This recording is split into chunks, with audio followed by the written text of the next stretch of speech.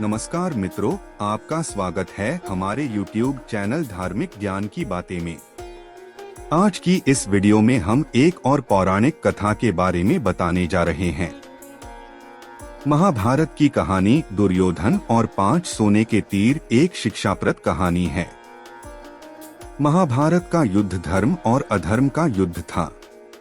कृष्ण पांडवों के पक्ष से थे, परंतु उन्होंने युद्ध में शस्त्र नहीं उठाने का निर्णय लिया था। वहीं श्री कृष्ण की नारायणी सेना कौरवों की ओर से लड़ रही थी। युद्ध में कभी कौरवों का तो कभी पांडवों का पलड़ा भारी लगता। महाभारत के युद्ध में कुरुक्षेत्र की रणभूमि पर श्री कृष्ण ने प्रत्यक्ष रूप से शस्त्र नहीं उठाए, लेकिन अर्जुन का सारथी बनकर श्री कृष्ण युद्ध भूमि में अर्जुन का मार्गदर्शन करते रहे। द्रौपदी के भाई धृष्टद्युम्न पांडवों के सेनापति थे। वहीं कौरवों के तरफ से गंगा पुत्र भीष्म सेनापति थे। उनके नेतृत्व में युद्ध लड़ा जा रहा था। कौरव दल पूर्ण बल से युद्ध करने के बाद भी 5 पांडव में से किसी का भी बाल भी बांका न कर पा रहा था।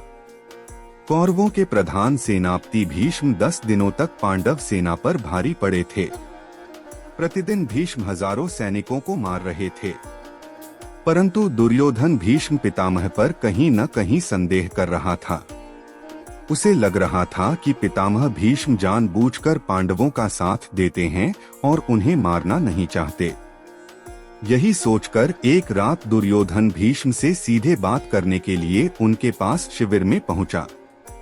जब दुर्योधन भीष्म के शिविर में पहुंचा तो देखा भीष्म चिंतनशील होकर शिविर में बैठे थे। यूं आधी रात को दुर्योधन को अपने शिविर में प्रवेश करते देख भीष्म हैरान हुए। उन्होंने दुर्योधन से शिविर में आने का कारण पूछा। दुर्योधन ने गुस्से में कहा, पितामह, आपके मोहपूर्ण अन्याय के कारण मैं आधी रात को आपके शिविर में आने के लिए विवश हुआ हूँ। आप अगर पूरी कर्तव्यनिष्ठा और मोहरहित होकर पांडवों के साथ युद्ध करते तो शायद मुझे यहाँ आने की आवश्यकता नहीं पड़ती। युद्ध शुरू हुए 10 दिन बीत चुके हैं, लेकिन आप अभी तक पांडवों को पराजित नहीं कर पाए हैं। आप संसार को दिखाने के लिए युद्ध का अभिनय कर रहे हैं। आप आज भी पांडवों से अति प्रेम करते हैं और आप मेरे सेनापति होते हुए भी पांडवों को युद्ध जीतते देखना चाहते हैं। अपने बारे में दुर्योधन के मुख से ऐसी बात सुनकर पितामह भीष्म बहुत दुखी हुए। दुर्योधन के मुख से कटु वचन सुनकर भीष्म ने दुर्योधन से पूछा, तुम क्या चाहते हो पुत्र दुर्योधन? दुर्योधन ने कहा, पांडवों की मृत्यु और इसके लिए आपको अपनी दिव्य शक्तियों का प्रयोग करना होगा। पितामह भीष्म ने अपनी शस्त्र विद्या का प्रयोग करते हुए सोने के 5 अचूक तीर निकाले और इसे अभिमंत्रित करके बोले, दुर्योधन, तुम व्यर्थ में संदेह करते हो। इन बाणों से कोई नहीं बच सकता। कल का दिन युद्ध का अंतिम दिन होगा। एक ही दिन में 5 पांडवों को इन बाणों से समाप्त कर दूंगा। फिर पांडवों के मरते हुए युद्ध का परिणाम तुम्हारे पक्ष में होगा। पितामह भीष्म की बात सुनकर दुर्योधन प्रसन्न हुआ, लेकिन अगले ही क्षण उसके मन में पितामह भीष्म के प्रति संदेह उत्पन्न हो गया।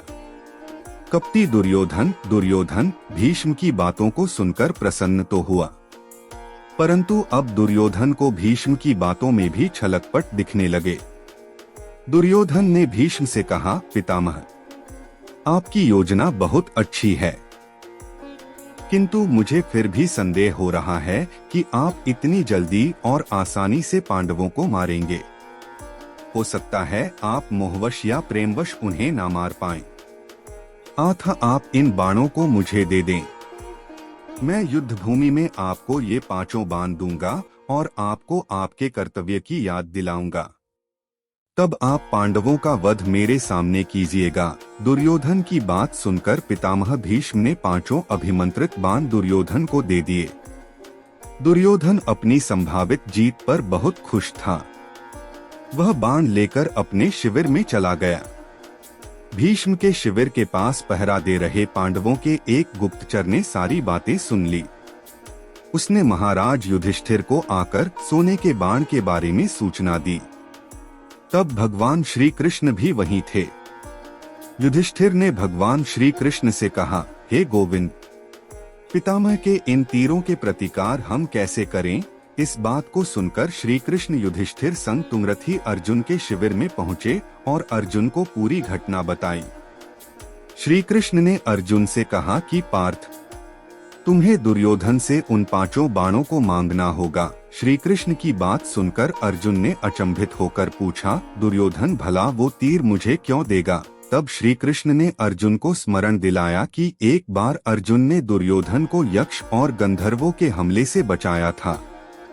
तब दुर्योधन ने प्रसन्न होकर अर्जुन से कहा था कि वो कोई भी कीमती चीज दुर्योधन से मांग सकता है। उस दिन अर्जुन ने बात को टालते हुए दुर्योधन से कुछ नहीं मांगा था। अब वो समय आ गया है।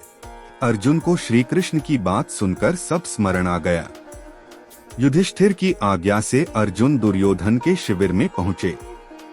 दुर्योधन अचानक अर्जुन को अपने शिविर में देखकर सशंकित हुआ। अपनी शंका को छुपाते हुए जोर जोर से हंसते हुए दुर्योधन ने अर्जुन से कहा, आओ अर्जुन आओ, क्षमा मांगने आए हो क्या? तुम्हारे प्रिय पितामह ने जो तुम्हारी सेना के साथ किया उससे भयभीत हो क्या? इस रात्रि में आने का क्या कारण है? बताओ, क्या सहायता मांगने आए हो?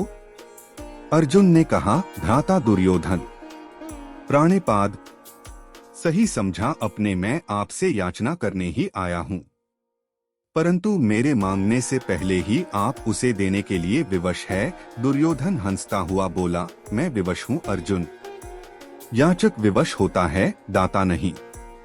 परंतु कोई बात नहीं अबोध अर्जुन, तुम मांगो। अर्जुन ने दुर्योधन से वह 5 बाण मांगे, लेकिन दुर्योधन ने अर्जुन को मना कर दिया। तब अर्जुन ने दुर्योधन को क्षत्रिय धर्म स्मरण कराते हुए उस घटना को बताया। कैसे अपनी प्राण रक्षा के बदले दुर्योधन ने अर्जुन को कोई भी बहुमूल्य वस्तु देने का वचन दिया था। दुर्योधन ने अर्जुन से कहा, तुम कुछ और मांग लो, मैं यह नहीं दे सकता। तब अर्जुन ने कहा, यदि आप अपने वचन को पूरा नहीं करना चाहते तो कोई बात नहीं भ्राता।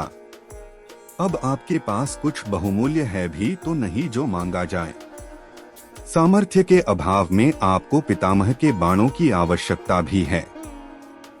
ठीक है, मैं चलता हूँ। अर्जुन के कटाक्षों से दुविधा में फंसे दुर्योधन ने कहा, रुको अर्जुन, किसके पास सामर्थ्य नहीं है? हम 100 हैं, तुम 5 हो। फिर ना चाहते हुए भी दुर्योधन ने 5 बाण अर्जुन को दे दिए। अर्जुन उन दिव्य बाणों को प्राप्त कर अपने शिविर में आ गए। इस तरह भीष्म से बाण लेने की गलती दुर्योधन पर बहुत भारी पड़ी और पांडवों की मौत टल गई। महाभारत के युद्ध के अंत में पांडवों की जीत हुई। इसी तरह की और भी वीडियो को देखने के लिए हमारे चैनल को सब्सक्राइब जरूर करें। हम अपने इस चैनल पर प्रतिदिन दैनिक राशिफल से संबंधित वीडियो भी डालते रहते हैं, इसलिए डेली अपडेट के लिए चैनल